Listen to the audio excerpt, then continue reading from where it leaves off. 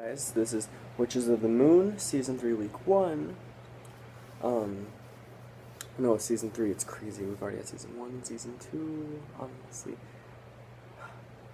And the break between these two seasons, this last season and this one, is pretty intense. A lot of stuff going on. So, head over to my channel, probably after you watch tomorrow. Catch up on some of that stuff. But this week, we are talking about protection, and so I know a lot of people have been talking about different things you can do for protection, and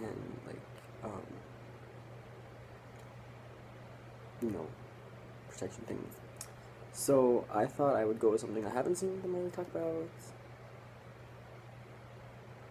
or that I just want to touch up on and talk about, and that is growing plants in your house or around your house for protection, rather than talking about things you can do for protection. I just want to talk about things you can grow around your house for protection. So there are like a lot of different plants and stuff you could be growing. To name a few, there is bamboo, which you can grow, and it's supposed to offer like protection and luck. You can use it for like a lot of different things. It helps you to aid in spiritual growth when you have it growing near you in your house, around your spiritual area. It can help you develop artistic talents, and just it encourages really like good health and luck. And so it's really great to have in your home. Again, not everybody feels like growing plants in their home brings these energies around, so it's really just up to you whether you feel that it does or not. Another one similar to grow would be like honeysuckle, which is another one that brings in like luck and money. It's, when you place the flowers next to your forehead, it's supposed to like boost your psychic powers, your intuition, and also offers protection. So you get a lot of stuff bundled in one plant, which I think is pretty crazy, pretty cool. Yeah. So,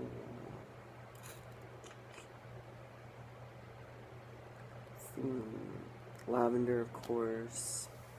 I have a list that I'm looking down because I wrote some down, but I don't want to talk about all of them. So there's lavender as well. Obviously, we know it smells delicious and it's very calming. It's great for headaches, sore muscles, just in a bath for relaxing in general, calming. It's supposed to like help increase your psychic sight. Does that make sense? So you should be able to see more spiritual things, whether it's energies or whatnot, with the use of lavender. And also, it's a protective herb. So, growing around your like house and stuff outside, like especially in like the four corners, would be really great. Another plant you could grow around is roses. So like, of course you don't want to grow big roses in your house. Around your house, of course, would be nice if you have the room around your house. If you're just living in no small place, you can have miniature roses. Depending on the color, they're supposed to bring different energies, but I think overall, different protective energies and healing. So, like, what was I gonna say? There's something really interesting about roses are supposed to have like the highest vibration of like all living things. So that's to say something too. I mean, that's definitely gonna bring in a lot of positive energies.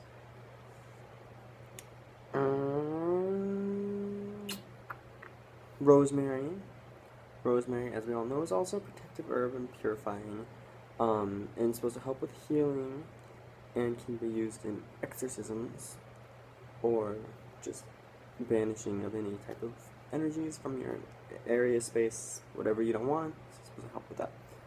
So said to bring in a lot of protection, as we said. Supposed to attract love. You know, it's supposed to, yeah. I got lost in my train of thought. Then, of course, we all know this one, sage. So, sage is a plant that a lot of people use for purification and protection. It's pretty well known. A lot of people go right to that instead of exploring their options and using their own energies instead of not really using their own energies, but most people go to it instead of trying to figure out a different solution first. They just like, oh, sage. Something weird happened? Sage. I don't understand, but that's what happens. So, you know, might as well grow sage around your house too, because it's well known for purification and wisdom and spiritual knowledge. So, might as well grow it around your house and then dry it and burn it.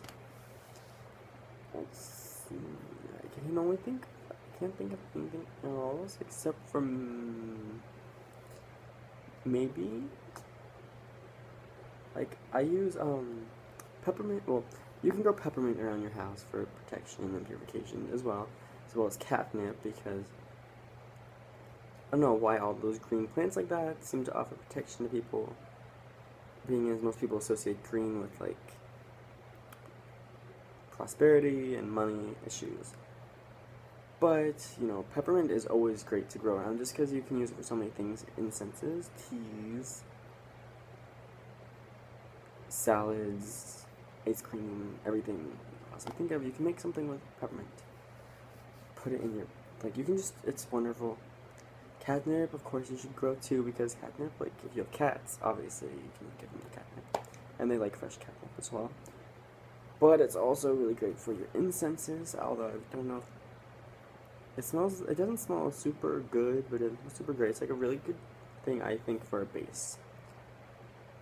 But, so those are some plants you can, like, plant around your house that are really great to bring in those positive protective energies. Of course, you have to utilize them yourself. You can't just expect to have these energies floating around doing things for you. It's just not really how it works.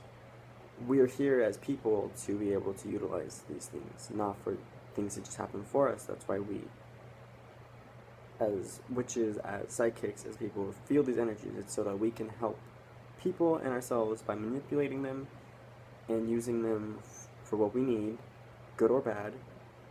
But don't just expect to be able to grow something and have all this happen. It's just like, don't expect to be able to burn incense or this or that and have it happen. You have to utilize it yourself, okay? So, thanks for tuning in to Witches of the Moon. This is one of your Thursday hosts, your Thursday co-host, TheWitchyDude. Our Facebook link will be down below.